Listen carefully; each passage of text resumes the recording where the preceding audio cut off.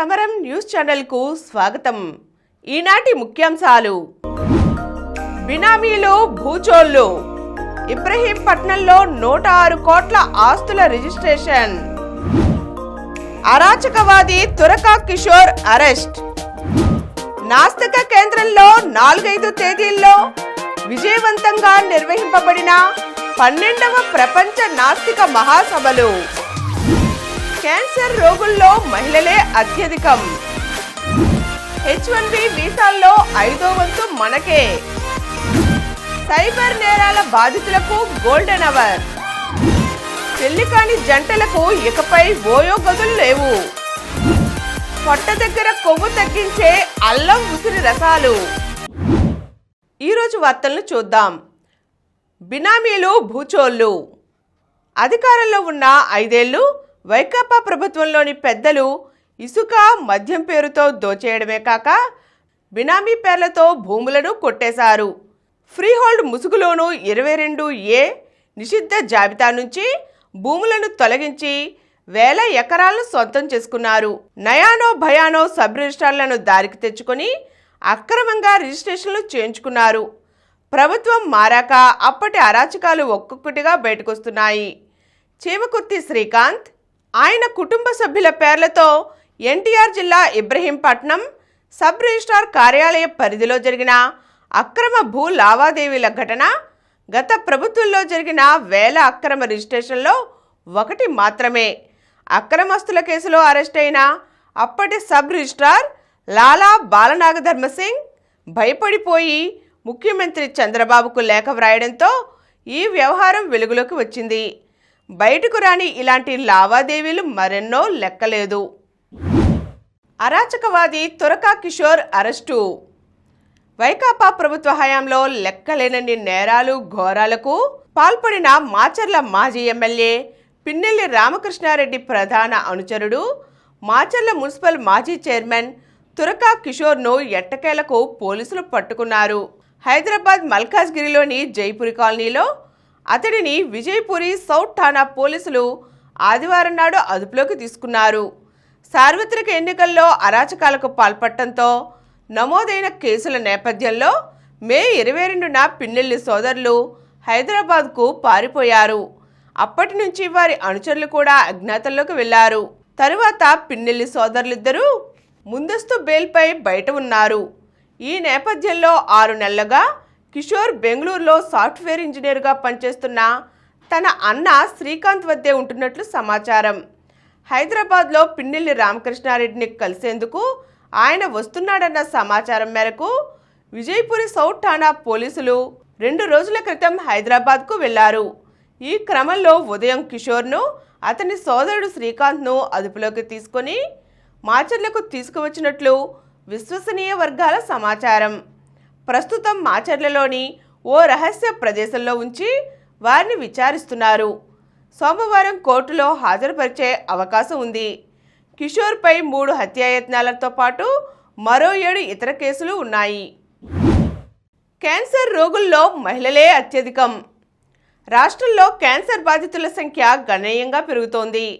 ఆరోగ్యశ్రీలో చికిత్స పొందేవారే 15 ఏళ్లలో 70% పెరిగారు. 2009-10లో 27,097 మంది ఉండగా 2024-25లో 46,223 మంది ఉన్నారు. ఆరోగ్యశ్రీ ట్రస్ట్ కింద ఏటా సగటున 45 నుండి 50,000 క్యాన్సర్ కేసులు కొత్తగా నమోదవుతున్నాయి. క్యాన్సర్ బాధితుల్లో మహిళలే ఎక్కువ. ఆరోగ్యశ్రీ ట్రస్ట్ ద్వారా 2024-25 నవంబర్లో 28,725 మంది మహిళలు చికిత్స పొందగా పురుషులు 17,498 మంది ఉన్నారు. బాధిత మహిళల్లో 27% మంది రొమ్ము, 24% మంది గర్భాశయ ముఖద్వార క్యాన్సర్లతో బాధపడుతున్నట్లు సమాచారం. ఆ తరువాత అండాశయం, తల, మెడ, పొట్ట, అలాగే పెద్ద పేగు, చిన్న పేగు క్యాన్సర్ బాధితులు ఎక్కువగా ఉంటున్నారు. H1B వీసాల్లో 5వ వంతు మనకే. అమెరికా జారీ చేసే H1B వీసాల్లో భారత ఐటీ కంపెనీలు దూకుడు చూపిస్తున్నాయి. మొత్తం H1B వీసాల్లో 1/5 వంతు మన సంస్థలే దక్కించుకున్నాయి. అమెరికా ఇమిగ్రేషన్ విభాగం గణాంకాల విశ్లేషణ ప్రకారం H1B వీసాలు పొందడంలో ఇన్ఫోసిస్, టాటా కన్సల్టెన్సీ సర్వీసెస్ ఈ ప్రక్రియలో ముందున్నాయి. 2024 ఏప్రిల్ సెప్టెంబర్ మధ్య అమెరికా జారీ చేసిన 1.3 లక్షల H1B వీసాలలో 24,766 వీసాలను భారత సంతతి కంపెనీలే పొందాయి. భారత సంస్థల్లో 8,140 వీసాలతో ఇన్ఫోసిస్ అగ్రస్థానంలో నిలిచింది. TCS 5,000కు పైగా, HCL అమెరికా 2,953 తర్వాతి స్థానాల్లో నిలిచాయి. విప్రో 1,634 వీసాలు, టెక్ మహీంద్రా 1,199 వీసాలతో కొంచెం వెనుకబడ్డాయి. నాస్తిక కేంద్రంలో 4-5 తేదీల్లో విజయవంతంగా జరిగిన 12వ ప్రపంచ నాస్తిక మహాసభలు. ఈ నెల 4-5 తేదీల్లో నాస్తిక కేంద్రంలో 12వ ప్రపంచ నాస్తిక మహాసభలు విజయవంతంగా జరిగాయి. ప్రారంభ సభలో ముఖ్య అతిథిగా విచ్చేసిన తమిళనాడుకు చెందిన ద్రవిడార్ కజగం ట్రెజరర్ శ్రీ కుమరేశన్ పాల్గొన్నారు. ఆయన మాట్లాడుతూ ప్రజలలో శాస్త్రీయ విజ్ఞానం, శాస్త్రీయ దృక్పథం పెంపొందడం ఎంతో అవసరమని, సమాజంలో మూఢనమ్మకాలు పెంచి పోషించడానికి, మతాల మధ్య చిచ్చు పెట్టడానికి కొన్ని అసాంఘిక శక్తులు కృషి చేస్తున్నాయని, సమాజంలో శాస్త్రీయ దృక్పథంతో పాటు సెక్యులరిజం ఎంతో అవసరమని పేర్కొన్నారు. మతోన్మాద శక్తులు ప్రజాస్వామ్యానికి మతం రంగు పులిమేసి మనుషుల మధ్య ద్వేషాలను, అసమానతలను కలిగిస్తున్నాయి. ఈ సందర్భంలో విజయవాడలోని నాస్తిక కేంద్రం నిర్వహిస్తున్న ప్రపంచ నాస్తిక మహాసభలు ప్రపంచ శాంతికి, సమాజానికి దిక్సూచిగా నిలబడతాయనడంలో ఎటువంటి సందేహమూ లేదని పేర్కొన్నారు. మహాసభల ప్రారంభ సభలో విజయవాడ పార్లమెంట్ సభ్యులు శ్రీ కేశినేని శివనాథ్ మాట్లాడుతూ విజయవాడలో ఉన్న నాస్తిక కేంద్రం కార్యక్రమాలను తాను చిన్నతనం నుంచి చూస్తున్నానని, అవి సామాజిక చైతన్యానికి, సమసమాజ నిర్మాణానికి ఎంతో దోహదం చేస్తున్నాయని అన్నారు. విజయవాడ తూర్పు శాసనసభ్యులు శ్రీ గద్దె రామ్మోహన్ మాట్లాడుతూ యువత ఆలోచన ధోరణిలో మార్పు రావాలని, బూజుపట్టిన ఛాందస భావాలను వదిలిపెట్టి మానవులంతా ఒకటన్న భావన పెంపొందించుకోవాలని, సమసమాజ నిర్మాణానికి కృషి చేయాలని, ఈ విషయంలో గోరా నాస్తిక కేంద్రం ద్వారా చేపట్టిన అనేక కార్యక్రమాలు అందరికీ మార్గదర్శకం కావాలని అన్నారు. ఈ మహాసభలలో సావనీర్, గోరా గారు రచించిన పాజిటివిజం ఆంగ్ల ప్రతి కొత్త ముద్రణ, పాజిటివిజం హిందీ అనువాదం పుస్తకాలు, డాక్టర్ కీర్తి నాస్తికత్వంతో మెరుగైన జీవితం ఎలా ఉంటుంది అని వ్రాసిన పుస్తకం ఆవిష్కరించబడ్డాయి. ఈ మహాసభలలో భారతదేశంలోని వివిధ రాష్ట్రాల నుండి పలువురు నాస్తికులు, హేతువాదులు పాల్గొన్నారు. మొదటి రోజు జరిగిన పలు కార్యక్రమాల అనంతరం సాయంత్రం డాక్టర్ నరేంద్ర నాయక్ మహత్యాల గుట్టురట్టు బట్టబయలు చేస్తూ సోదాహరణ ప్రసంగం చేశారు. గోరా గారి జీవిత విధానాన్ని వాసవ్య నృత్య విహార్ బృందం నృత్య రూపకంలో ప్రదర్శించారు. ఇక రెండవ రోజు జరిగిన యువ సదస్సుకు foundation for democratic reforms founder Shri Jayaprakash Narayan ముఖ్య అతిథిగా విచ్చేశారు. ఆయన మాట్లాడుతూ సమాజ పురోగతికి ఓపెన్ మైండ్తో ఆలోచించాలి. ఏ సిద్ధాంతం విషయంలోనైనా, ఏ సమస్య విషయంలోనైనా ద్వేషభావం పెట్టుకొని ఆలోచించినట్లయితే సరైన పందా కనబడటం కానీ, సరైన పరిష్కారం కుదరడం కానీ జరగదని అన్నారు. ప్రశ్నించడం, విశ్లేషించడం, విశాల దృక్పథంతో ఆలోచించడం ఉన్నప్పుడే వ్యక్తి ఆరోగ్యం బాగుంటుంది, సామాజిక ఆరోగ్యం బాగుంటుంది. మూఢనమ్మకాల మనస్తత్వం, మహత్యాల మనస్తత్వం, సనాతన భావాలు మౌఢ్యానికి దారితీస్తాయే తప్ప సమాజ పురోగతికి తోడ్పడవు. ఆరోగ్యకరమైన ప్రజాస్వామ్యానికి కూడా ఆరోగ్యకర ఆలోచన ధోరణి అవసరం. అప్పుడే సమాజంలో అసమానతలు తొలగుతాయి, సమాజంలో అందరికీ సమాన అవకాశాలు దక్కుతాయని అన్నారు. సాయంత్రం జరిగిన ముగింపు సభకు కేంద్ర సాహిత్య అకాడమీ అవార్డు గ్రహీత డాక్టర్ దేవరాజు మహారాజు గారు ముఖ్య అతిథిగా విచ్చేశారు. ఆయన మాట్లాడుతూ చిన్నతనం నుంచే ప్రశ్నించే తత్వాన్ని పిల్లలకు అలవర్చాలి అన్నారు. సమాజంలో ప్రశ్నించే తత్వం పరిశీలించే తత్వం, పరీక్షించే తత్వం పెంపొందినప్పుడే ఎన్నో సమస్యలు పరిష్కారం అవుతాయన్నారు. ఈ ముగింపు సభలో కాన్ఫరెన్స్ డిక్లరేషన్ను శ్రీ వికాస్ గోరా ప్రతిపాదించారు. దీనిలో సామాజిక పురోగమనానికి పాజిటివ్ ఎథిజమే తోడ్పడుతుందని, ప్రజల్లో రీజనింగ్, ఈక్వాలిటీ, హ్యూమన్ డిగ్నిటీ పెంపొందాలని, మానవాభివృద్ధికి క్రిటికల్ థింకింగ్ అత్యంత అవసరమని, ప్రజాస్వామ్య పాలనలో పార్టీల విధానాలలో మతాన్ని, పరిపాలనని విడదీయాలని, పాలన మతరహితంగా ఉండాలని, సామాజిక పురోగమనానికి శాస్త్రీయ విద్య అత్యంత అవసరమని, సమాజంలో పేట్రేగుతున్న హింసా ధోరణులు, మతవాద ధోరణులకు పాజిటివ్ ఎథిజం ఆలోచన ధోరణే సరైన పరిష్కారమని పేర్కొన్నారు. మానవతావాది, హేతువాద, నాస్తికవాద సంఘాలన్నీ సమిష్టిగా కృషి చేసినప్పుడే ప్రపంచ శాంతి, సమానత్వం, మానవత్వం వర్ధిల్లుతాయని అన్నారు. మహాసభల తీర్మానానికి ప్రతినిధులందరూ ఏకగ్రీవంగా తమ ఆమోదాన్ని తెలియచేశారు. ముగింపు సభలో ముఖ్య అతిథితో పాటుగా కేబిఎన్ కళాశాల principal doctor V Narayanarao, Potti Sriramulu college of engineering and technology vice principal professor Suresh, నాస్తిక కేంద్రం అధ్యక్షులు డాక్టర్ సమరం, ప్రపంచ మహాసభల కో కన్వీనర్లు శ్రీ నియంత, శ్రీ వికాస్ గోరా, ఆర్గనైజింగ్ సెక్రటరీలు శ్రీమతి రష్మి, రజితా గోరా పాల్గొన్నారు.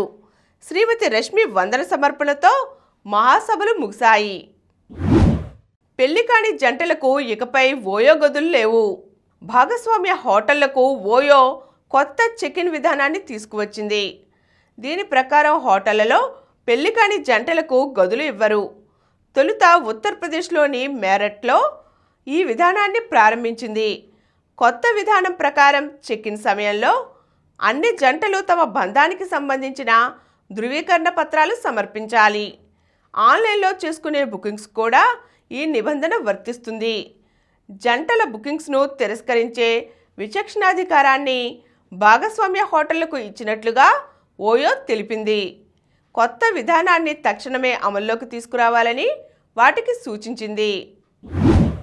సైబర్ నేరాల బాధితులకు గోల్డెన్ అవర్.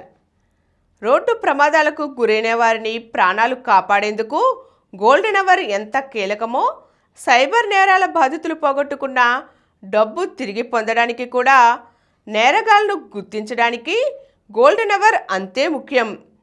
సైబర్ నేరం జరిగిన గంటలోగా ఫిర్యాదు చేయగలిగితే కోల్పోయిన డబ్బు తిరిగి రాబట్టగలిగే అవకాశాలు ఎక్కువ. రాష్ట్రంలో గత 2 ఏళ్లలో సైబర్ నేరాలపై టోల్ ఫ్రీ నంబర్కు 11,97,969 ఫిర్యాదులు వచ్చాయి. 1,598 కేసులు నమోదయ్యాయి. బాధితులు 1,402 కోట్లు పోగొట్టుకున్నారు. పలువురు నేరం జరిగిన తొలి గంటలోపు ఫిర్యాదు చేయడం వల్ల 274 కోట్ల సొమ్మును వెనుకకు తీసుకురాగలిగారు. కొంత సొత్తును బాధితులకు ఇప్పించగలిగారు. సైబర్ నేరాలలో కోల్పోయిన సొత్తు రికవరీ శాతం చాలా తక్కువ. నేరగాళ్లు ఆ డబ్బును గంటల వ్యవధిలో వేర్వేరు పేర్లతో ఉన్న వందల ఖాతాల్లోకి, వ్యాలెట్లలోకి మళ్లిస్తారు. అక్కడి నుంచి మళ్ళీ వేరే ఖాతాల్లోకి పంపి ఏటీఎంల ద్వారా సొమ్ము డ్రా చేస్తారు, లేదంటే క్రిప్టో కరెన్సీగా మార్చేస్తుంటారు. వీటి వల్లనే రికవరీ చాలా కష్టమవుతుందని సైబర్ పోలీసులు తెలియజేస్తున్నారు. పొట్ట దగ్గర కొవ్వు తగ్గించే అల్లం ఉసిరి జ్యూస్లు. బరువు తగ్గాలని, పొట్ట దగ్గర కొవ్వు కరగాలని, మలబద్ధకం సమస్యల నుంచి ఉపశమనానికి జీలకర్ర, వాము, నిమ్మరసాల్ని చాలామందే తాగుతుంటారు. అయితే ఉసిరి, అల్లంతో చేసుకున్న జ్యూస్లతోనూ మరిన్ని మంచి ఫలితాలను పొందవచ్చు. మిగతా సిట్రస్ పండ్లతో పోలిస్తే ఉసిరిలో 20% ఎక్కువ విటమిన్ సి ఉంటుంది. ఇది రోగనిరోధక శక్తిని పెంపొందించడానికి తోడ్పడుతుంది. తెల్ల రక్త కణాల పనితీరును మెరుగుపరుస్తుంది. అల్లంలో ఉండే యాంటీ ఇన్ఫ్లమేటరీ గుణాలు కాలానుగుణంగా వచ్చే దగ్గు, జలుబు, జ్వరాలను నియంత్రిస్తాయి. అజీర్తి, కడుపు ఉబ్బరం ఉన్నవాళ్ళు ఉదయాన్నే అల్లం, ఉసిరి కలిపిన జ్యూస్లను తాగితే ఎంతో ఫలితం ఉంటుంది. జీర్ణ ప్రక్రియ మెరుగుపడటానికి ఇది సహాయపడుతుంది. శరీరంలోని విష పదార్థాలు, టాక్సిన్లను బయటకు పోయేలా చేస్తుంది. ఉసిరిలో ఉండే యాంటీ ఆక్సిడెంట్ల వల్ల చర్మం కాంతిమంతంగా తయారవుతుంది. ఇది ఫ్రీ రాడికల్స్ను తొలగించి కొలాజన్ ఉత్పత్తిని పెంచుతుంది. ఫలితంగా నీరసం, వృద్ధాప్య ఛాయలు దూరమవుతాయి. ఈ అల్లం ఉసిరి జ్యూస్లలో కొద్దిగా తేనె కలుపుకొని తాగితే మరింత రుచికరంగానూ ఉంటుంది. ఇప్పుడు కొన్ని సంక్షిప్త వార్తలు చూద్దాం. నాగసాకి అణు మృత్యుంజయుడి కన్నుమూత. జపాన్లోని నాగసాకి పట్టణంపై 8 దశాబ్దాల క్రితం జరిగిన అణుదాడిలో ప్రాణాలతో బయటపడిన షిగెమి ఫుకుమోరి కన్నుమూశారు. ఈ నెల 3న ఆయన నాగసాకిలో అనారోగ్య కారణంతో మరణించారు. అంతర్జాతీయ విద్యార్థుల కోసం ఈ స్టూడెంట్ వీసాలు. భారతదేశంలోని విద్యా సంస్థల్లో ఉన్నత విద్యను అభ్యసించాలనుకునే అంతర్జాతీయ విద్యార్థుల కోసం ప్రభుత్వం 2 రకాల వీసాలను తీసుకువచ్చింది. ఈ స్టూడెంట్ వీసా, ఈ స్టూడెంట్ ఎక్స్ వీసాలను కేంద్ర హోంమంత్రిత్వ శాఖ ప్రవేశపెట్టింది. 11 కోట్ల ట్యూనా చేప. జపాన్లోని టోక్యో చేపల మార్కెట్లో నూతన సంవత్సరంలో తొలి వేలంలో 276 కిలోల బ్లూఫిన్ ట్యూనాను ఒండెరా సంస్థకు చెందిన రెస్టారెంట్లు సొంతం చేసుకున్నారు. ఇది వేలంలో 11 కోట్లు పలికింది. గుజరాత్లో కూలిన హెలికాప్టర్. గుజరాత్లో ఘోర ప్రమాదం చోటు చేసుకుంది. ఆదివారం విధుల నుంచి తిరిగి వస్తున్న భారత తీరరక్షక దళానికి చెందిన అడ్వాన్స్డ్ లైట్ హెలికాప్టర్ కూలిపోయింది. ఈ దుర్ఘటనలో 3 సిబ్బంది దుర్మరణం చెందారు. ఆఖరి టెస్టులో భారత్ పరాజయం. 10 ఏళ్ల తర్వాత ఆసీస్కు బోర్డర్ గవస్కర్ ట్రోఫీ. 1-3తో సిరీస్ కోల్పోయిన భారత్. మరిన్ని వార్తా విశేషాలతో రేపటి సమరం న్యూస్లో తిరిగి కలుద్దాం. Thank you.